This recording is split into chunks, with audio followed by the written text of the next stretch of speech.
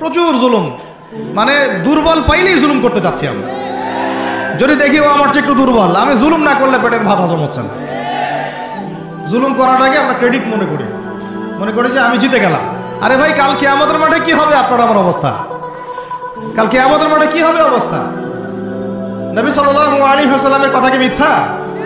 তিনি বলছেন কিয়ামতের মাঠে বহু মানুষ উঠবে উহুদ পাহাড়ের সমান নেকি নিয়ে। একেবারে উহুদ পাহাড় দেখছেন আপনারা? কেউ অনলাইনে দেখে নেন, বিশাল পাহাড়। জানাজার নামাজে শরীক হইলে 1 কেরাত নেকি হয়। 1 কেরাত মানে 1 উহুদ পাহাড় সমান। আর মাটি দিয়ে আসলে আরেক কেরাত নেকি হয়, মানে আরেকটা উহুদ পাহাড়ের সমান।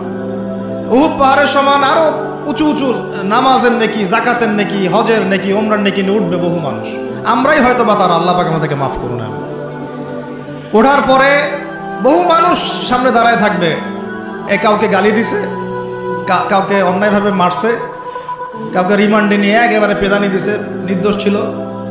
কারো নামে মিথ্যা মামলা দিছে, কারো নামে অপবাদ ছড়াইছে। বেচারা ভালো ছিল, সৎ ছিল, অপবাদ ছড়াই দিছে। কারো নামে ধরেন যে কারো গীবত করছে, কারো টাকা নিয়ে টাকা দেয় নাই, হ্যাঁ, কারো জমি আত্মসাৎ করে খাইছে, ভূমিদস্যু ছিল। মানে মানুষের সাথে জড়িত পাপ ছিল। কি ছিল? অন্যের সাথে জড়িত, মানে অন্যের হক নষ্ট করছে আর কি, অন্যের। এখন আল্লাহ পাক বলবেন যে তোমার এই ঋণ এখন শোধ করো। ওই দিন তো ঋণ শোধ করার কোনো বুদ্ধি আছে? বুদ্ধি নেই। এখন কি পদ্ধতি?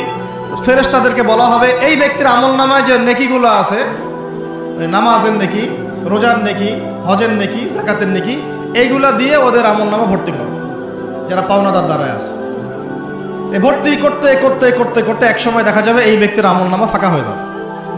তখন কি হবে? ফেরেশতাদেরকে বলা হবে ওই যে যারা ভুক্তভোগী, ওদের আমলনামা থেকে গোনাহ নিয়ে এই ব্যক্তির আমলনামায় ঢাল। নাউযুবিল্লাহ। এরপরে ওই ব্যক্তিগুলো দেখা যাবে জান্নাতে চলে গেছে, মাজলুম ছিল পৃথিবীতে, ওই দিন সফল হয়ে গেছে, জান্নাতে চলে গেছে। এবারটা দুনিয়া জালেম ছিল, এই জাহান্নামে চলে গেছে। নাউযুবিল্লাহ। আল্লাহ পাক আমাদেরকে এরকম মানুষের হক নষ্ট করা থেকে হেফাজত করে না। ভাই, মানুষের হক নষ্ট করতে যায় না। নিজে আমল তো এমনিই কম, ভাঙাচোরা ইমান, মুনাফিকের মতো বসবাস করতেছি। এখন তো আমরা মুনাফিকের মতো বসবাস করতেছি এই দুনিয়াতে। এখন যারা আমার মনে হয় মন থেকে ইমানের দাবি করতে পারে শক্তভাবে যে হ্যাঁ আমরা ইমানদার, এরা হচ্ছে গাজ্জার ওই মুজাহিদ ভাইরা। বুঝেন না এই কথা?